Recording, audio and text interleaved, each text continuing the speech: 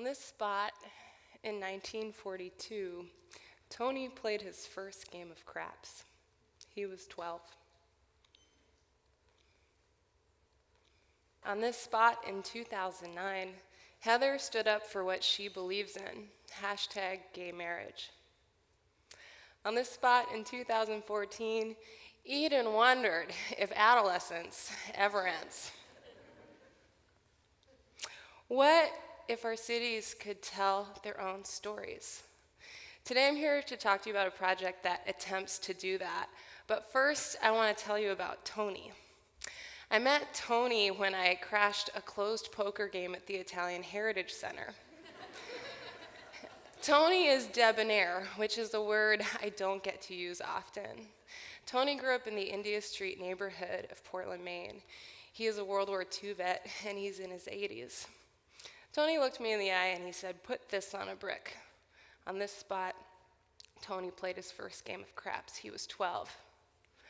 The gentleman sitting next to Tony then leaned over and kind of whispered to me, he was arrested 20 times before he turned 21. Tony is also a gentleman. We have monuments that commemorate the famous of Portland, like Longfellow. But how do we commemorate people like Tony? In 2006, I moved from Brooklyn, New York, to rural Alaska to work as a park ranger. And my job was to interpret the wilderness to thousands of tourists every day. And I was really bad at it.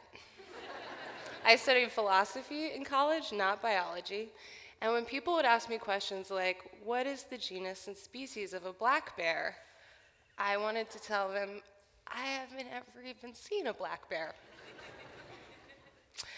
But what I found so interesting is that the question that came up most is who lives here and how? And so I found myself telling the stories of my neighbors.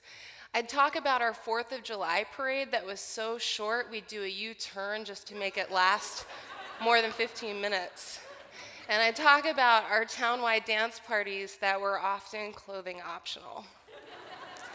People were curious about our species' stories of place, and it taught me that no amount of information could connect people to a new place, but stories could. As development shapes our city, how do we honor and not erase what was? All the while I'm in Alaska, Ayumi Horie has been a full-time studio potter. Ayumi is from Maine and had returned to Maine about the same time that I moved here to study radio. Ayumi told me a story. One day she was walking down the street in Portland, Maine, and she tripped on a brick in the sidewalk. She looked at that brick and she wondered why those bricks didn't tell the stories of the city. It was an elegant solution to make stories material. So we decided to collaborate. I would collect stories, and Ayumi would fabricate bricks. We wondered if we could literally repair the city with its own stories. The project we developed is called Portland Brick, and it is a project in building public memory. The project consists of 2 parts. Part 1, we collect stories in the form of personal memories, historical facts, and future wishes for the India Street neighborhood. These facts, memories, and wishes are then inscribed into local bricks fashioned at Ayumi's studio. Once these bricks are fired, they are then embedded in the location where they took place in the India Street neighborhood. We began with this neighborhood because of its legacy as one of the oldest streets in the city of Portland. Part 2, we're developing an online map so that anyone can look at the locations where these stories took place and click on those locations to listen to longer form stories of what is inscribed in each of those bricks. As development shapes our city, how do we honor what was and not erase it? How do we honor our complex narratives and not erase them? So why do this? All people desire a sense of belonging and a sense of meaning. Our hope is that by embedding these stories in the neighborhood, we can increase the senses of belonging and meaning in our neighborhoods in Portland. Also, I think we can use the clinical tools of social work to diagnose not individuals, but cities and neighborhoods. And I would say that all neighborhoods in America suffer on some level from a diagnosis of alienation. Portland Brick wants to unalienate the city by embedding the stories of its residents in the ground so that you can happen upon them. On this spot in 2007, Chad Connolly celebrated his 21st birthday. #Sangelos. On this spot in 2015, Lara pursued her dream of becoming a rabbi. On this spot in 1898, Jun Singh operated one of the first Chinese laundries. #Gold Mountain. I relish this overlap. It's like a poem made out of the neighborhood.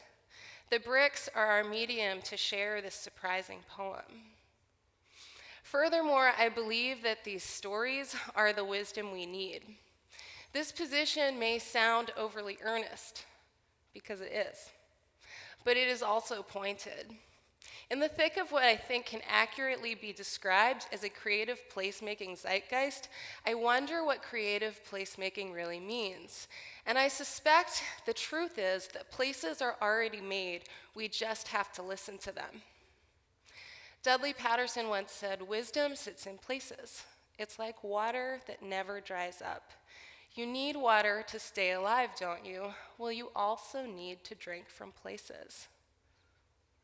Portland Brick is trying to listen to the city because we believe that knowing the city more may lead to loving it more specifically. And if I'm honest, our agenda is bigger than that. We don't just want you to love Portland more or the India Street neighborhood more. We want you to love each other more too. When I think about loving my neighbors, I think about Heather. Heather is a petite Catholic mother of 3. One day at church, her archbishop stated that gay marriage was a threat to the family. In the middle of a packed service, Heather stood up and turned her back to the archbishop for the duration of his homily. She didn't want her young son to think that she accepted these words. Nobody looked at her. Nobody said a thing. As Heather explains it, she wondered if, due to how short she was, anyone even noticed. These invisible moments happen all the time. We want to make them visible. We want to celebrate our neighbors' heroic and unheroic moments. In my dream world, we can take a tour of any place in America, rural or urban, through its stories. If done well, it is authored by a neighborhood itself. And maybe one of my favorite things about this project is that it includes Ayumi and my obsolescence. Anyone can collect stories. Anyone can put them in place. So I hope when you leave here today, you will honor your stories by telling them. More than that, I hope you will live the stories that make for a better collective poem. I hope you play your version of craps. I hope you stand up for what you believe in, because you shape and make the memories of this city. On this spot, every day, more people than you know get sober. On this spot in 1988, Jay and George York inspired the replanting of a neighborhood. On this spot in 2020, Tom will publish the next great American novel. Thank you.